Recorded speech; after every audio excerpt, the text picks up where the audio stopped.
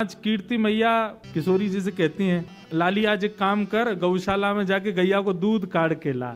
और किशोरी जी आज गैया को दूध दोहे हुए जा रही हैं। किशोरी जी तो जैसे ही दूध दोहे हुए बैठी हैं, अत्यंत सुकोमला, अत्यंत सुकुमारी किशोरी जी के हस्तकमल को स्पर्श पाकर के गाय मन में विचार करने लगी, श्रम है जाएगा श्री जी को, या काम में तो एक ही निपुण है, नंद नंदन वही तो करवाएंगी। तो गैया वहां से भागी, अब पीछे पीछे श्री जी भाग रही हैं, ललता विशाखा भाग रही हैं। इतने में ही सघन कुंज में सामने नंद नंदन दिखाई दिए हैं।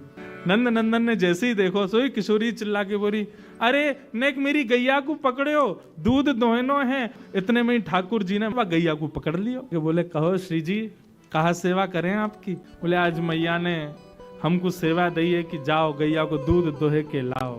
हम दूध दोहे में आई हैं, लेकिन ये गैया रुके ही नहीं रही है। ठाकुर जी बोले दूध दोहना आवे तुम पे? बोलो क्यों नहीं आवे, नेक दोहे के दिखाओ। अब जैसे ही श्री जी फिर छुए बैठी, गैया फिर भागने लगी।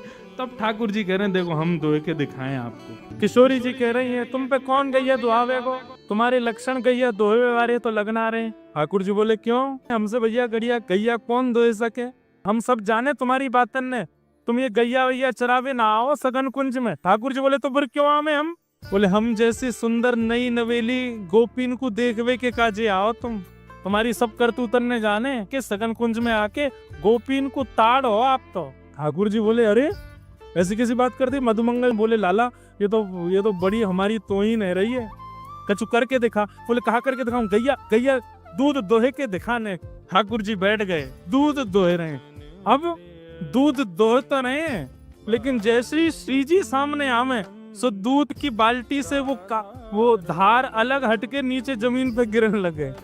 अब किशोरी जी और सब गोपी मुंह पे हाथ धर के ऐसे में, देखो ये दूध काटनो आवे इन पे। अरे लाला तेरो ध्यान कहीं और है और धार कहीं और कुछ चला रहा है। और किशोरी जी कह रही यही सिखाया तुम्हारी मैया ने, मेरी गैया को सबरो दूध फैला दियो। कौन के पल्ले लियाई मैं गैया को सबरो दूध नीचे फैला दियो।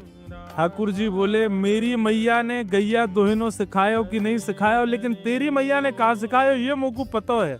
किशोरी जी बोली कहा सिखायो मेरी मैया ने? ठाकुर जी बोले तुम्हारी मैया ने तो तुमको गुस्सा करवो सिखायो। इतने में मधुमंगल पूछो लाला गुस्सा भी ऐसो वैसो ना कर रही है तो कैसो कर रही है? लाला श्री जी तो पे ऐसे गुस्सा करें बुरो मत मानियो जैसे कोई खसम पे की घरवारी गुस्सा करे। हमें तो ऐसा लगा ये अधिकार मान चुकी हैं। ललता विशाखा पीछे डंडा लेके भागी। बोले अभी बताएं ज्यादा संबंध बना रहा है, हमारी श्री जी या कार्य कलूटे को खसम मानेंगी अपनों? जैसे तैसे लड़ते झगड़ते हुए ठाकुर जी ने आधी बाल्टी दूध भर दिया। अब जैसे ही दूध कारो श्री जी बोली लाओ चलो दे दो।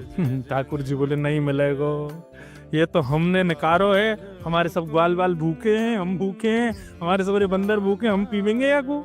ललता विशाखा क्रोध करने लगी। बोले अभी बताएं तो को पीवे को दूध, अपने घर को गैया को पी, हमारी गैया को काई को पी रहा है? ठाकुर जी बोले निकारो कौन ने? निकारो हमने तो हम पीवेंगे, और ये हमारे सखा सबरे बेचारे सुबह तो भूखे प्यासे दूध पीवेंगे, बढ़िया बढ़िया काढ़ो हमने। अब तो किशोरी जी बोले भैया अब यहाँ लड़वे तो काम नहीं चलेगा, ने थोड़ी सी अपनी लाज जाए तो कोई बात ना, ने माफी मांग लो। किशोरी जी चरणन में गिर के हा कर रही हैं। बोले भैया हमारी दोहिनी दे दे, मैया को दिखानो है ले जा करके। ठाकुर जी को और आनंद आ रहा हो। बोले अच्छा श्री जी चाहिए? बोले हाँ एक बार और हा करो। श्री जी फिर कह रही है भाई तेरे हाथ जोड़ रही हैं, जो तू कहेगो सो करेंगे, हमारी दोहिनी दे दे, मैया को जाके दिखानो। तब अंत में ठाकुर जी ने दोहिनी प्रदान करी है। महाराज पूरे बरसाने में एक एक बूंद दूध की बांटी गई है। क्यों? श्री जी ने दूध निकारो है, लेकिन असलियत तो सब जानने कौन ने निकारो, हमारे लाला निकार के लाए हैं।